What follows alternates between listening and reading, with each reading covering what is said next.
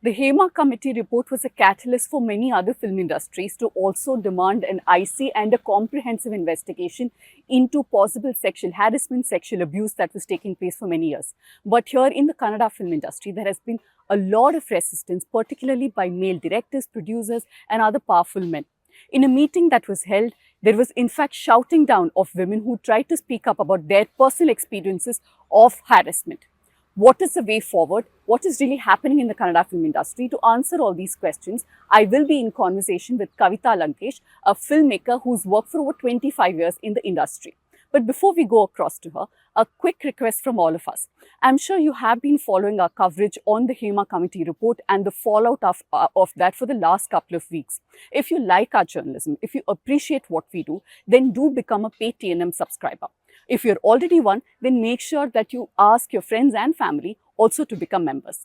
Ma'am, there was an important meeting yesterday that was held to discuss the possibility of constituting a PoSH. From what we heard, there was a lot of resistance by a large section. What happened in that meeting? Basically, again, I think the women representation was very less. They gave the excuse that it was a last minute and all that. But I don't think they had approached or they had even corresponded with any of the technicians or junior artists or dancers association, president of each of them. Yeah. They just contacted a few handful of artists, I think, and that's all who turned up. And the male domination was so much as usual in the film industry. They overtook and they just didn't allow any of us to have a word edgewise. And the worst thing was that they are, any time a woman speaks, I think there's always a diversion tactics. This was the whole meeting was organized, was called by the Women Commissioner, Women Welfare Commissioner, and her issue is only to concern is only about women's issues. Right. But the men in the industry started talking about the industry losses, the distribution process, the all kinds of. So to talk for us to get talking, we would say, "Wait, it's not the topic they're talking. No, let me finish." So it went on like that, and then of course it got a little more volatile when men were completely against the forming of any committee at all, because they, according to them, everything is very hunky-dory, everything is very safe and sound and for the women. So I don't know what kind of paradise they are living in, but I wish it was true. But I know for a fact it's not. But it's also this that if there is a committee formed, what is the problem? Why are some of them so fearful? If it is all well, as they say, then they should in fact come forward and say, let's put it on record, right? I'm sure if there is an investigation and if it is all fine, it will reflect that. They don't want the investigation because they say it's a waste of time and the whole thing has been initiated by fire, which is completely, which is true. We do take responsibility. We did start it as a concern for women in the industry and their welfare being looked at. It's not just about Me Too movement. We're also talking about physical harassment, verbal harassment, or some kind of snide remarks, downing a woman for her size or anything like that. Yes. Her looks, her complexion, you know how it is in. There's still people called Kariya, Darky, like that. That's the kind of society we live in. And and women always feel insecure in the whole thing if they do that. And that has to be looked into. And also facilities such as toilets, basic toilets. Women are working from 8 to 10 in the night sometimes. Are there toilets there? Are there facilities to change the sanitary napkin if they want to change? These are some basic requirements as a human, as a woman. And you're saying that's not there currently? It is not there. Nothing is there. Right. So there's been no committee. And the committee which they apparently have, Sandhana committee, that means it's a grievances committee within the industry. Sandhana also means it's getting to people to compromise, right? At basically, that's what happens. It's basically a compromise. Whenever you go with anything, suppose there's a delay in payment, you go to them, they'll say, no, we'll talk to them. And he'll say something else, see, producer had so much loss, so you adjust. Everybody has to adjust, everybody has to compromise. We also understand it's a difficult industry, it's an artistic industry. It's not given that if you put in so much like a manufacturing unit, this much output will come. So it's not like that. So in the film industry all across the world is like that. It's a big gamble. Some of the best films might not run. Some of the worst films have run. So you never know. But having said that, we are talking solely about women's issues. Safety for women. So that, of course, they were also scared that the industry itself will stop if you form a committee like that. Why is that? Because financial constraints, I believe, because every woman or some of the women can come and make a false allegation. Mm-hmm. They didn't give us the opportunity to say this. Mm-hmm. What the whole committee's purpose is that to look into if it's a false allegation in a speedy manner. See, if it goes to a regular court, it takes forever and ever. A committee which is respected, what we had given Siddaramaiah as a CM, sir, also was the same thing, that there should be a committee formed with maybe perhaps a retired judge and a woman activist, a writer, or a woman from the film industry. My suggestion was let couple people from chamber also be there. Yeah. Because we don't want dissociation. I'm a chamber member. Yeah. I've been in this industry for the last 25 years. And of course, chamber has been there for us in terms of registering our title, because somebody else may register the same title. Those kind of things which we need. And as a body, it's okay. But as a woman's thing, not much has been happened because it's solely dominated by so many men there. They always tell a woman, forget it, compromise. Yeah. The one single case we had gone last time with the Shruti Hariharan, their solution was to shake hands. Wow. Both of them, the accused and the victim, to shake hands and finish it. How can a victim who's sane, somebody has molested her or allegedly molested, whatever it is, the least you can have a dialogue. If things have happened accidentally, maybe they should say sorry or say it didn't mean to happen. Even that was a big problem. So they just want to brush everything aside, brush it under the carpet and move on. And keep the women in the same status quo from how it used to be. There was one man who was saying, a cameraman or somebody there, earlier the senior artists, when we go to a village or something, we would shoot, there was no place to change. Two people would hold a sari and in between she would change the sari. Fine, it was great. Even we have done it in our, when we shot in some remote villages, forests and things like that. And the artists have been very accommodative because we have worked with artists who understand the situation. And that time, of course, in the last 10 years when I had made some films like that in a forest and all, there was no need, we didn't have caravans. First of all, even our light generator couldn't go up on the hill, so there's no question of caravan coming.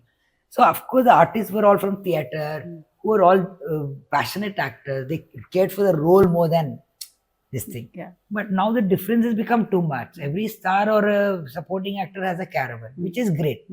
But what about the rest of them? At least do they have one toilet for them to share? Right. Some 20 of them to go and pee if they want to. But in your experience...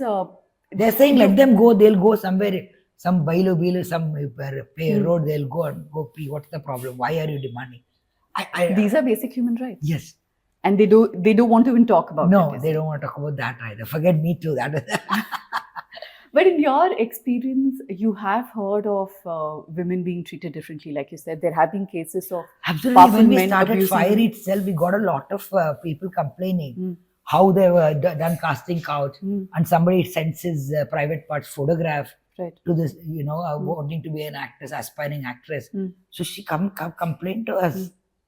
So, but to address it, we need a body and a legitimate this thing from the government also. Yeah. So, see, we don't want power in that. We don't want to. Fire is not seeking power and saying we are the greater. We'll sit there and conduct research or solve the problems. We want to have. We are requesting for a body of committee which can address the grievances.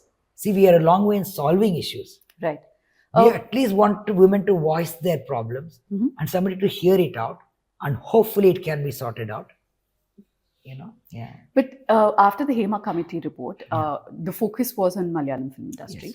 But would you say that by and large, I'm sure you've seen bits and parts of the report. Yes.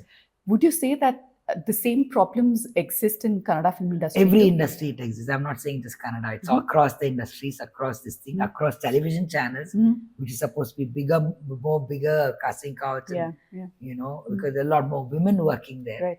Unlike a man, if there is a movie, there may be 2 or 3, or if it's a good family film, some 10, 20 characters, there'll be 100 villains, 100 fighters, things like that. So they're always male dominated. So of course it's there across the country, from Harvey Weinstein, it's like everywhere across the world.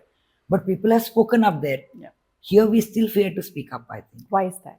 Because immediately a victim is victimized more. She's tarnished, her image is tarnished. She is the one who is not right. Today I was speaking to an actress, and she was telling me how she didn't get any payment for 15 days of work. And immediately we are going to say that you're a problem to work with. So, and then why problem is she'll come late or fuss on the sets. These are the kind of things they'll immediately associate. and also character assassination. So they'll make sure she's out of the industry quickly. So if you speak up, then you don't get to be in the industry. So it's not just for glamour, according to all these producers who think not glamour, not this thing women come to. So many of them are passionate about acting. Many are interested in the craft of the film. So why, just like a man is, just like anybody is, you know, I mean, I'm not interested in being just glamorous that. It's not that. It's not about that at all. When students tell me, madam, it's a very glamorous industry, we are very shot in slums, we are shot in forest. I mean, with leeches and mosquitoes, and it's crazy. It's not glamorous at all, according to me. So behind the scenes, it's not and that a director's chair was there, but we never sat in it. We were always in the monitor, running to the actors, guiding. So the chair is just there. It's not like, or it's not at all glamorous. But these people think that's what they come for, especially the artists. Right. Which is not true, I think.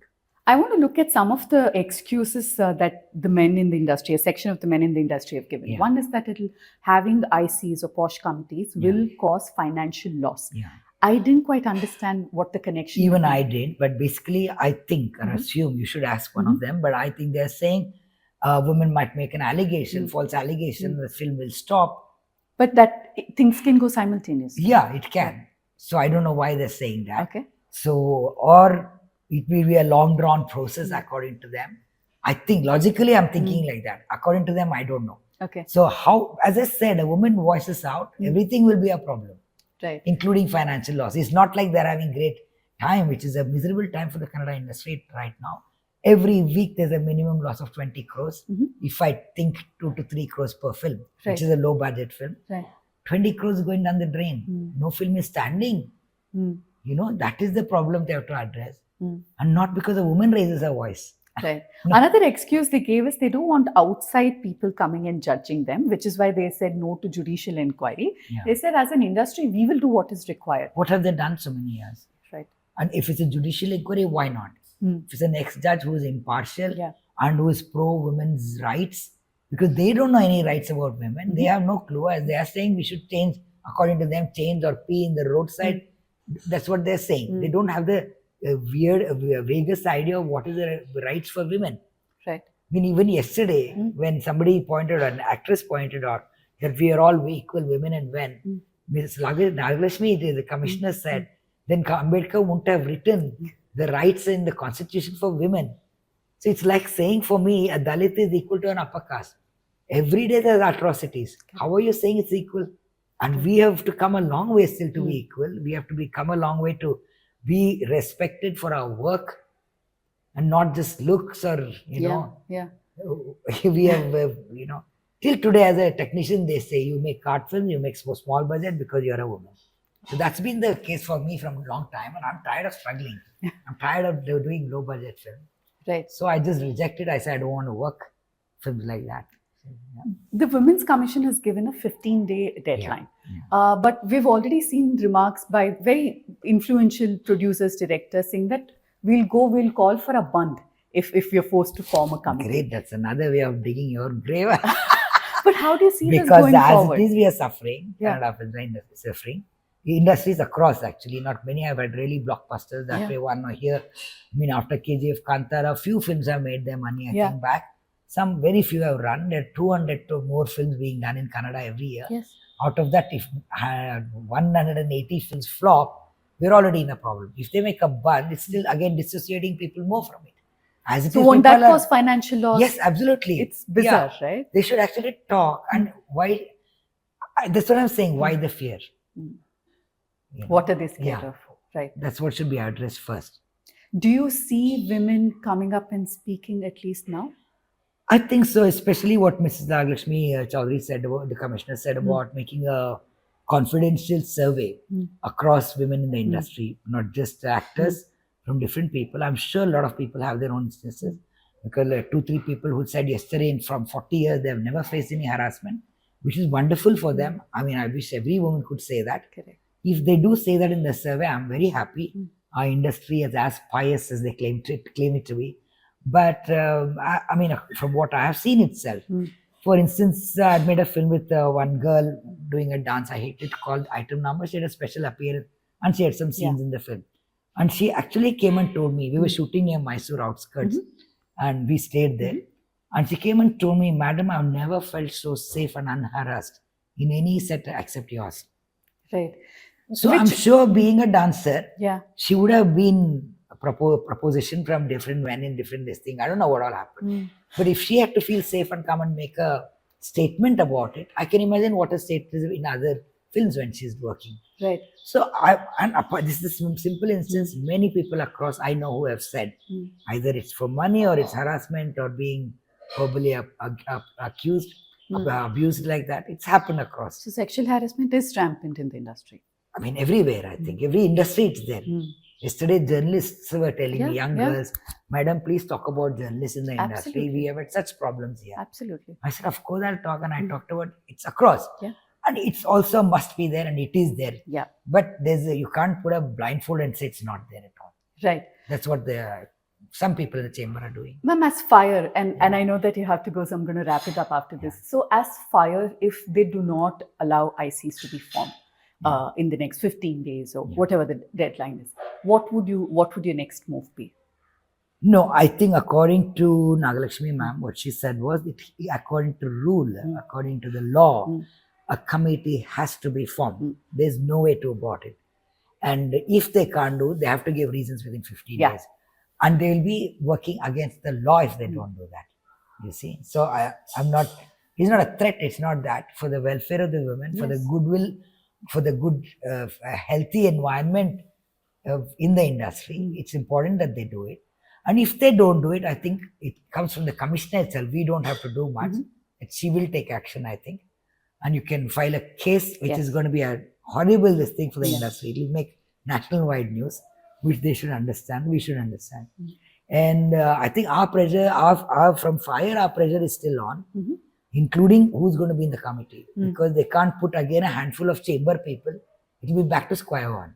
That's not our intention. There should be people from across the strata of society here who are going to be very ethical, very disciplined about, and also know the rights of women to speak.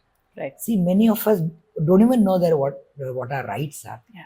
We assume it's okay, you know, like that. We are always, even in the home environment, we are like that. Even in our work environment, we are always the adjusting type. We do multitask and we say we are proud of it. Why should we? You know, we should. We made a virtue out of it. Yeah, it's crazy. So that itself, to think that process in our brains to change the way we perceive things, how we do things, that is a long way to go.